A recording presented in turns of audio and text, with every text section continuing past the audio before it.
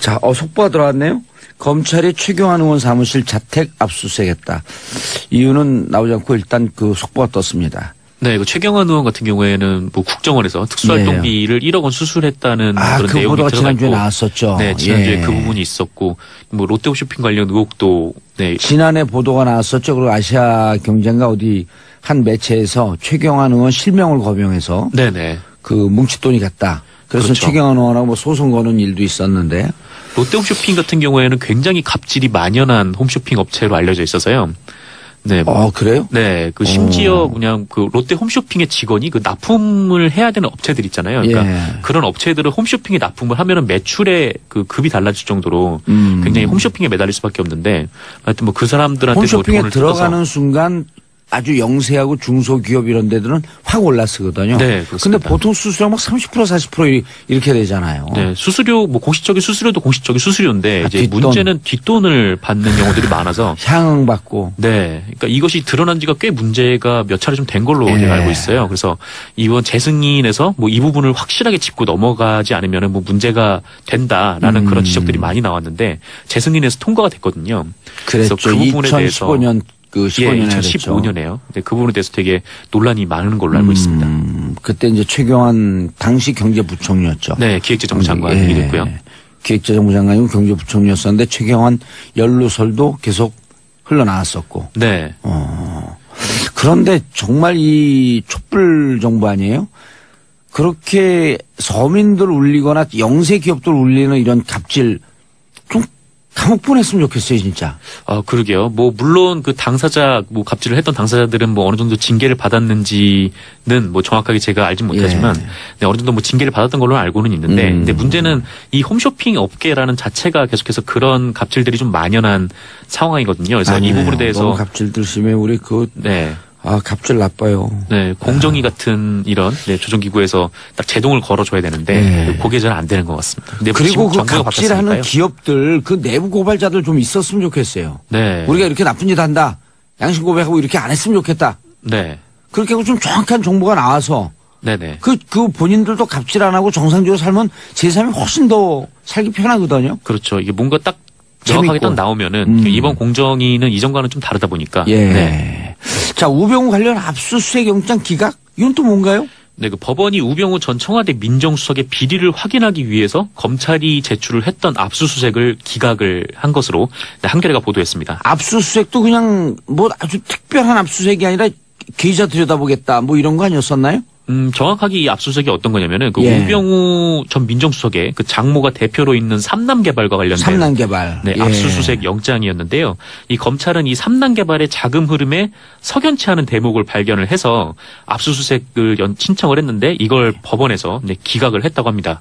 지난해 특검에서 이 우병우 전 수석의 통장에 뭉칫돈이 들어온 정황이 있다라고 하는 소문이 파다했었거든요.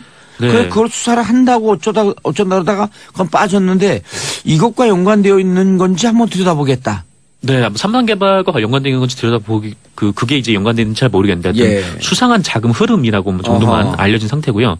근데 문제는 이 우병우 관련된 영장들이 계속해서 기각이 되고 있다라는 겁니다. 근데 지난 6월에 서울지방, 검찰에서 검찰에서 우병우가 관련된 통신조회 영장을 신청을 했었어요. 그러니까 우병우가 어떤 뭐 통화를 했는지, 근데 법무부 이제 그 관련돼서 사람들하고 어떤 통화를 했는지 알아보기 위해서 통신영장을 청구를 했는데 보통 통신영장은 90%가 승인이 되거든요. 근데 기각이 됐다라는 겁니다. 이거를 지난 10월 국감에서 윤석열 서울지검장이 일종의 폭로를 한 거죠.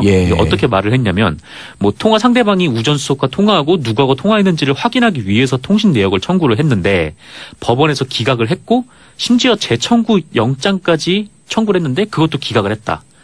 라고 얘기를 하면서 이런 거는 수사를 하지 말라는 거다. 더 이상 진행을 할 수가 없다. 네, 이렇게 어떻게 우병우 관련되면 이렇게 다 기각이 되나요? 그러게요. 이때 그래서 이제 국회의원들이 이제 물어본 거죠. 이 영장 전담 판사가 어떤 사람이냐, 지금도 영장 전담 판사를 하고 있냐라고 물어봤을 때 윤석열 검사는 당시에 그 지검장은 당시에 지금도 영장 전담 판사를 하고 있다라고 얘기를 했거든요. 예. 그래서 지금 영장 전담 판사를 하고 있는 사람, 그러니까 오민석 판사, 예. 권순호 판사, 강부영 판사 중 한 분이라는 건데 아직 어떤 사람이 계속해서 이 우병우 관련된 영장을 기각하고 있는지는 알려지지 않은 상태고요. 그 영장 전담 판사가 올해 2월에 임명됐던 분 아닌가요? 인사이동하면서? 그게 이제 정확하지 않아요. 하지만 그 지금 3단 개발과 관련된 보도는 이제 권순호 판사로 나오고 있고요. 그거는 이제 이번에 3단 건설 3단 영장 3단 개발. 이 3단 개발 영장 기각과 관련돼서 그 기각 판정을 내린 사람은 권순호 판사입니다. 권순호 판사. 네. 권순호 판사하고 오민석 판사가 올 2월에 그 임명된 영장 전담 판사 아니에요. 그래서 네네. 심지어는 한간에서는 이게 그 누굽니까? 그 김장겸 사장도 2월에 임명됐고 이게 뭐 정권 말기 알박기 하는 거 아니냐라고 하는 소문이 있을 정도로. 그렇죠. 근데 이분들이 줄줄이 지금 기각 나올 때마다 권순호 판사, 네. 오민석 판사 얘기가 나오고 있거든요. 그렇죠. 그 얘기가 계속 나오고 있는데 특히 최근에 예. 그 박근혜 정부 국정원장들이 구속이 될 때 한 예. 명만 빠졌잖아요. 그러니까 이병호 전 국정원장만 예. 기각이 됐는데 사실 이병호 전 원장이 특수활동비 중 가장 많은 금액을 대통령한테 전달을 했고요. 그다음에 여론조사 비용도 5억 원을 대는 등. 예. 네. 혐의가 제일 많아. 네, 혐의가 제일 무거워요. 예. 근데 그 이병호 국정원장이 근무했던 기간이 우병우 전 수석과 근무했던 기간이 정확하게 겹친다는 거 아니에요? 검찰 일각에서는 그렇게 의심을 하고 있는 겁니다. 그러니까 우병우와 관련이 됐기 때문에 이병우의 영장이 기각이 된 거 아닌가라고 검찰 일부가 의심을 한다. 예. 이렇게 한겨레가 보도를 했습니다. 예. 다음 보도요. 네, 다음은 예. 네, 이명박 정부의 국가정보원이 2011년 지상파와 보도 채널에 반값 등록금 집회 보도를 자제해달라.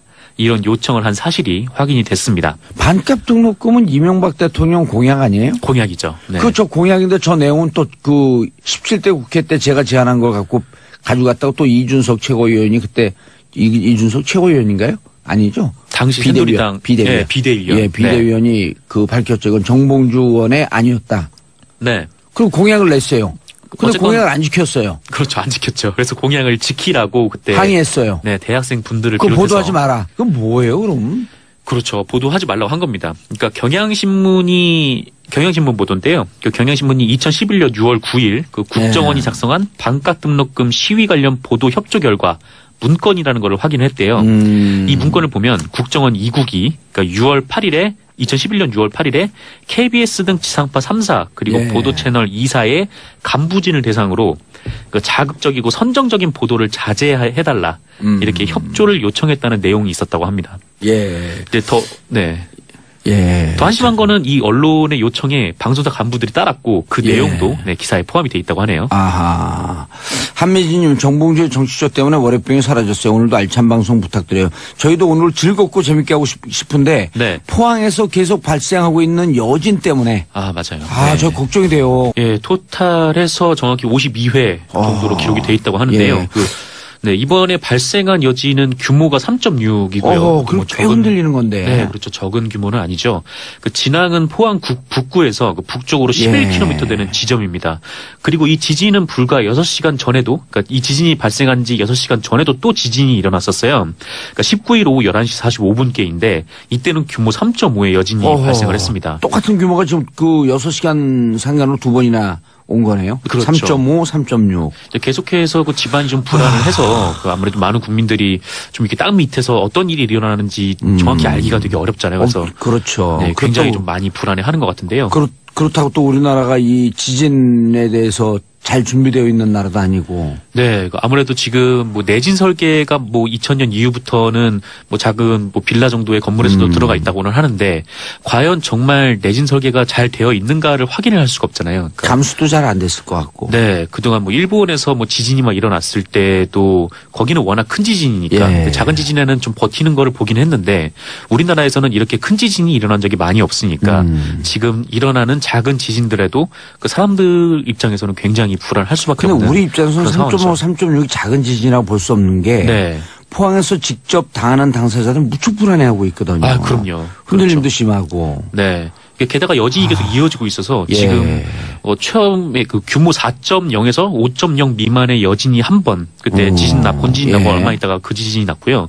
그다음에 3.0에서 4.0 미만이 이번까지 포함해서 5번 그리고 2.0에서 3.0 미만이 총 52번 그렇게 해서 총 58번으로 기록이 됐네요. 네. 58회. 네네 58회입니다. 아유 포항 계시는 주민들 그 경주 일대 무척 불안하실 텐데 이거 어떻게 빨리 대책을 세워야 될 텐데 그리고 지금 수험생들 어떻게 돼요 이렇게 되면? 네 이번 주 목요일로 수능이 미뤄졌는데 이렇게 계속 여진이 이어질 경우에 그러니까 시험 볼 때 수도 있죠.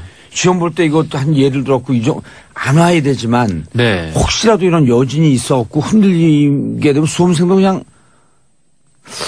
굉장히 불안하죠. 불안하죠, 시험 보다가. 시험 보다가 이제 작은 흔들림만 있어도 혹시 이게 지진으로 벌어지지 않을까라는 불안감도 있을 테고. 그렇다고 이게 또 그 지진이 있으면 그 건물 밖으로 피하라고 그러는데 시험 보다가 어떻게 피해요? 그렇죠. 이제 수능 시험을 보는 와중에도 피할 수도 없고. 게다가 지금 포항의 한 초등학교는 이게 건물이 너무 많이 흔들려서 아예 폐교를 결정할 정도까지 손상이 나왔다고 하거든요. 그리고 학교 건물들이 20년 이상 된 건물들, 오래된 건물들이 많아요. 네, 오래된 건물이 많죠. 그나마 이제 최근에는 법령이 조금씩 바뀌어가면서 내진 설계가 이루어진 경우가 많은데 오래된 건물에는 내진 설계가 있는지 없는지조차 잘 모르는 경우가 많아서. 그렇죠. 또 학교 건물들이 뭐 이렇게 크게 아주 다용도로 복잡하게 쓰이는 건물이 아니니까 좀 심플하게 진 건물들이 많잖아요. 그렇죠. 네, 그래서 굉장히 좀 불안한 마음이 커져가는 것 같습니다. 예. 김정민님, 이분 지난번에도 계속 문자 주셨던 분이네. 네. 어젯밤 12시쯤 10초 정도 흔들림이 있었고요. 그러니까 11시 45분에 있었던 3.5의 여진이었고요. 오늘 아침 6시에도 똑같이 흔들렸습니다. 3.6이었고요. 정말 하루하루가 너무 불안합니다. 어제 대구 친정에 있었는데 잠시나마 마음이 편안하더라고요. 심장이 쿵쿵. 포항 흥해업 거주하는 애청자님 지난번에도 문자 계속 주셨어요. 한 두세 차례. 네. 문자 감사하고요. 불안해하시는 분들 정말 우리가 어떻게 대책을 빨리 정부에서 근데 정부에서도 근데 지금 체육관에 대피하고 있는 분들 그렇게 계속 신문 사진은 나오는데 뭘 뚜렷한 이런 대책이 지금 현재는 안 나오고 있는 거 아닌가요? 그래서 당장 이제 할 수 있는 것, 그러니까 뭐 토지공사, 한국토지공사에서 가지고 있는 임대주택을 지원을 한다고 하는데 지금 당장 거주가 지금 불분명한 거치가 좀 어려운 분들이 한 500가구 정도로 추산이 되고 있거든요. 그런데 이 LH의 임대주택을 지원한다고 해도 그게 한 160가구 정도여서 그 340가구가 없잖아요. 그렇죠. 한 30% 정도밖에 지원이 안 되고 있는 상황이죠. 그러니까 지금 당장 정부는 할 수 있는 대책을 내놓긴 한 건데 아직은 좀 나머지 70%는 대책이 없고요. 지금 대책을 세우기가 좀 어려운 상황이고 일단 뭐 체육관에는 예전에 뭐 세월호 참사 일어났을 때 체육관에 많은 사람들이 피해자, 실종자 부모들이 모여서 굉장히 좀 어려운 상황이었는데 이번에는 텐트나 가림막으로 이렇게 뭐 개인 공간을 마련을 하긴 했더라고요. 근데 아직은 이제 단기적인 처방이다 보니까 중장기적인 대책이 좀 나와야 될 것 같습니다. 알겠습니다. 시청자 여러분, 샵1035 짧은 문자 오시면 긴 문자 100원 문자 보내주시고요. 자, 포항에 계신 분들, 그다음 경주에 계신 분들, 그 일대에 계신 분들 많이 불안하지만요. 용기 내시고요. 그리고 나머지 대한민국 국민 모두가 다 여러분들의 안전과 건강 다 함께 걱정하고 있다는 생각하면서 힘내시기 바라겠습니다.